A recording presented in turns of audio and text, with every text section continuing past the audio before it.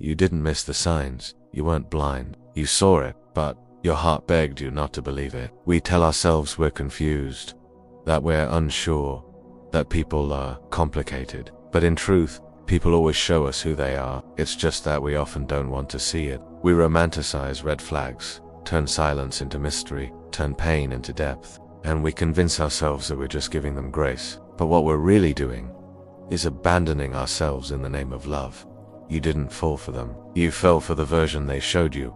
Or worse, the one you built in your own mind. It's so easy to fall in love with the mask. At the beginning, they seemed perfect. Kind, present, interested. They mirrored back your hopes, your dreams, your language. But masks can't be worn forever. The moment the mask slipped, the red flags began to appear. But you told yourself it was just stress. Just a phase. Just human flaws.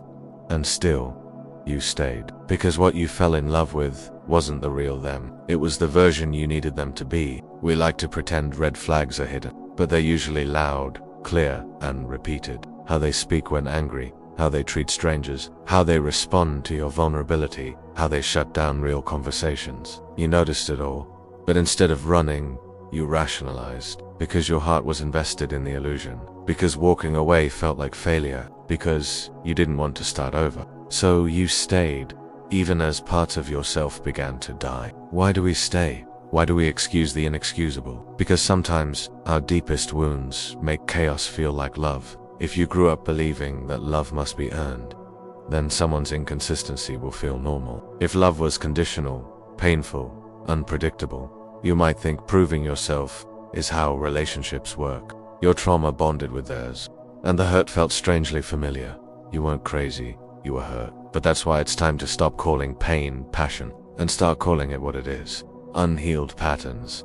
Reality is quiet. Fantasy is intoxicating. You kept telling yourself they could change. They just need time. They're better than this. But when you love someone's potential more than their reality, you abandon your own clarity. You see what they could be instead of what they are. You cling to the one good day and erase the 10 bad ones. You turn mixed signals into hope. But here's the truth.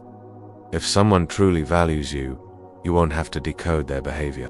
They didn't steal your peace. You gave it away. Slowly, quietly, painfully. Each time you ignored your own truth, you stopped laughing the way you used to. You questioned your worth. You felt small, anxious, confused. But you stayed because you didn't want to feel the grief of leaving. But the grief of staying too long, that one stays in your bones. Choosing yourself is never easy. But losing yourself to someone who doesn't see you is the slowest kind of death. Sometimes we don't want the truth. We want comfort. We want the dream. We want to be chosen, even if it's by the wrong person. Admitting the truth means facing the heartbreak. It means letting go of the maybe. It means facing the emptiness you were trying to avoid, but not seeing it didn't protect you. It prolonged the pain, and the day you finally admitted it, that's when your healing began. They showed you emotional unavailability. You needed consistency. They showed you defensiveness. You needed safety. They showed you chaos. You needed peace. But you didn't want to need those things, because needing them meant you had to walk away, and you weren't ready to lose them. So instead, you lost yourself. But here's the turning point. The more honest you become about your needs, the easier it becomes to recognize who can't meet them. You don't have to hate them. You don't have to make them a villain. Letting go isn't about bitterness. It's about clarity. They were not evil. They were just not right. Not for your soul. Not for your peace.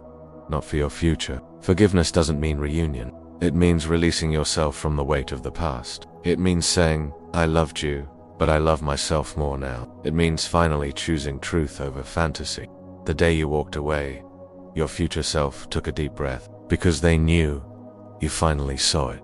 You finally believed it. You saw the difference between a connection and a wound, between being needed and being loved, between being chosen and choosing yourself. You can mourn the loss and still celebrate the growth. You can cry for the version of you who stayed too long, and still smile for the one who finally left.